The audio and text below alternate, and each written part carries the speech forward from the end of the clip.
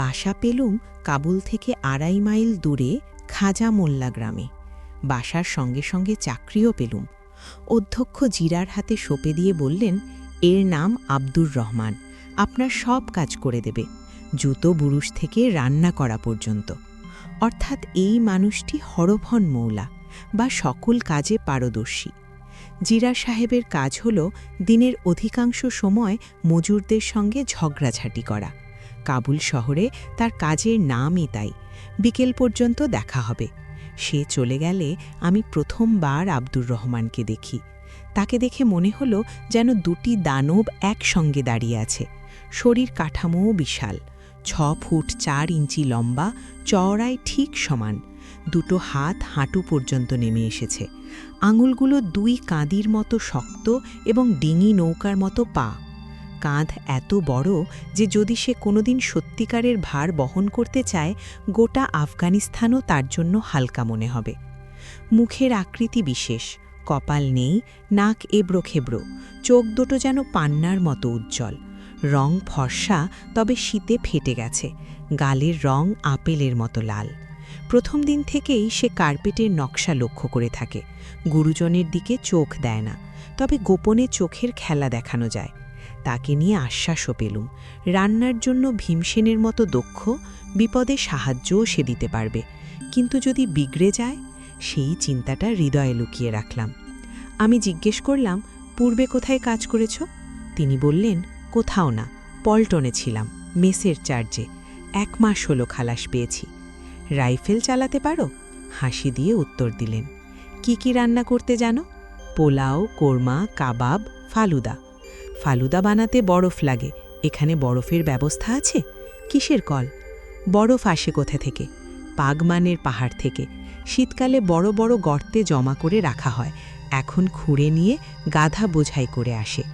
আমি বাজার থেকে সব সামগ্রী আনার নির্দেশ দিলাম। রাত্রির খাবার হয়তো আর হবে না, তবে আগামী দুপুরে রান্না করতে হবে। সকালবেলা চা দিতে হবে। টাকা নিয়ে আব্দুর রহমান চলে গেল। আমি নিজে কাবুল রওনা দিলাম। ২.৫ মাইল পথ মৃদুমধুর ঠান্ডায় অতিক্রম করলাম। পথে দেখলাম আব্দুর রহমান একটি বড় বোঝা বহন করছে। জিজ্ঞেস করলাম, এত বোঝা কেন? আমরা দুজনে ভাগাভাগি করি না, আমি একা আনি। বোঝার মধ্যে তেল, নুন, লকড়ি সবই ছিল। আমি বুঝলাম রাত্রে সে বাসায় থাকবে। আমি নিজে বাড়ি ফিরলেই আব্দুর রহমান ঠিকই কাজ শুরু করবে। শহর থেকে ফিরে দেখি আব্দুর রহমান দাঁড়িয়ে আছে। রাতে তন্দ্রা কাটল, তবে সে রান্নাঘরে আমার জন্য বসে আছে। মুখ ধুতে গেলেই বুঝলাম কাবুল নদীর বরফকলা জল ব্যবহার করা হয়েছে, যেন আমার মুখ আফগানিস্তানের রিলিফ ম্যাপের মতো উঁচু নিচু। খানা টেবিলের সামনে বসে যা দেখলাম তা আশ্চর্যজনক। ১ মাপের ডুম্বার মাংসের কোরমা, কিছু বাদাম কিশমিশ, আলু ১ কোণে। আরেক প্লেটে আষ্টেক ফুল স্বামী কাবাব, বারকোষে কয়েকটি কোফটা পোলাও। এত বড় রান্না এক ব্যক্তির জন্যও যথেষ্ট। আমি হাঁ হয়ে দাঁড়ালে আব্দুর রহমান সতর্কভাবে বলল, রান্নাঘরে আরও আছে। একজনের রান্না না করে যদি ৩ জনের রান্না করে, তাকে ধমক দিতে হয়, কিন্তু ৬ জনের জন্য রান্না করলে আর কি করা যায়? খেতে বসে আমি লক্ষ্য করলাম তার খাওয়ার ধরন এবং মনোযোগ আমার সঙ্গে মিলছে।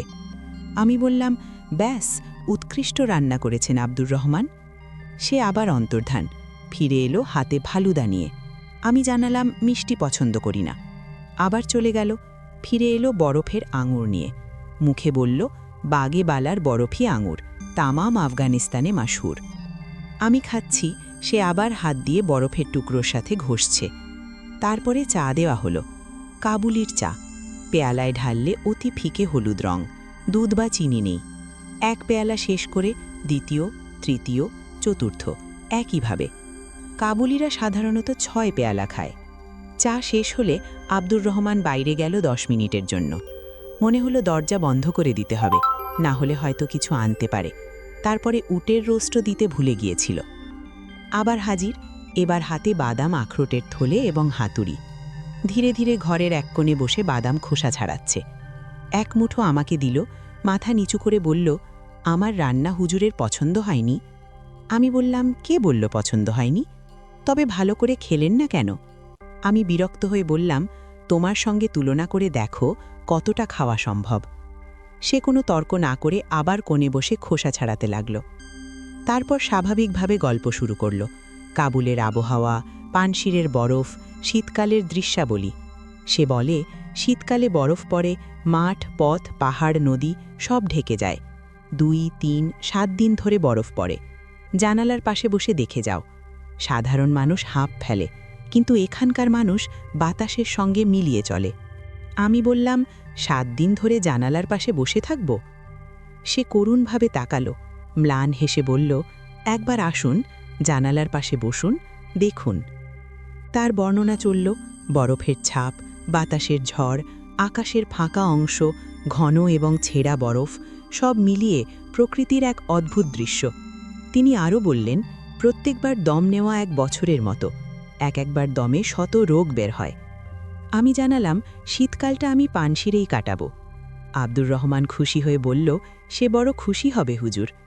আমি বললাম, তোমার খুশির জন্য নয়, আমার প্রাণ বাঁচানোর জন্য। সে তাকিয়ে থেকে বোঝালো, সমস্ত শীতকাল যদি জানালার পাশে কাটায় তবে রান্না কি করবে?